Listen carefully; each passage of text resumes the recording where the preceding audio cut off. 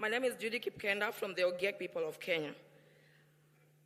We, the African Indigenous peoples, gathered for the African Climate Summit Pre-Summit Forum from the 1st to 3rd of September 2023 here in Nairobi, Kenya.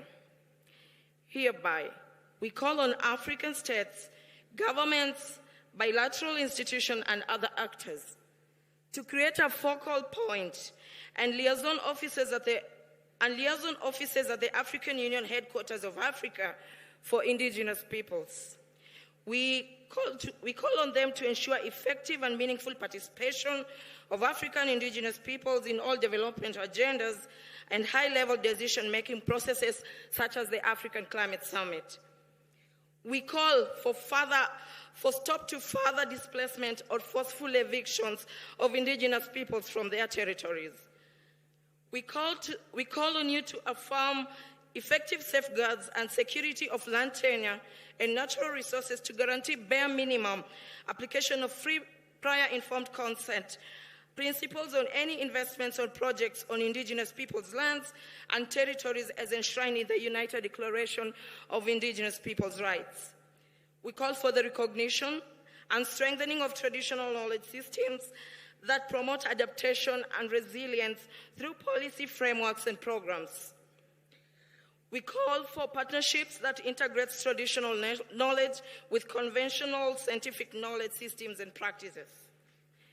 We call that you ensure ease of mobility of Africa indigenous peoples scattered across nation states through policy interventions and mutually negotiated transhumance protocols to help promote climate resilience.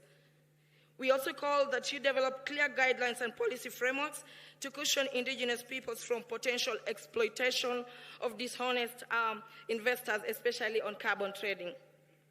We call that you accelerate meaningful and impactful sustainable development projects and benefit sharing.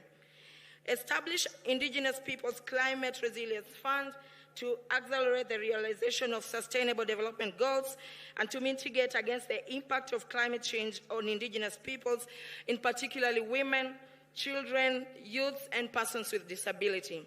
In conclusion, we reiterate that although we, the indigenous peoples, contribute the least to global emissions that lead to climate change, we suffer the most from its consequences.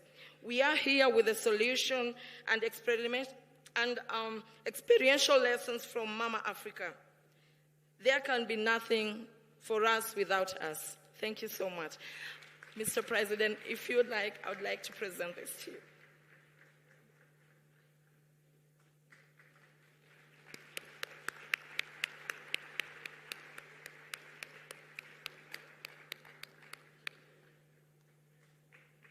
That's wonderful. Thank you so much for that extremely important response. A warm round of applause there as well. Thank you.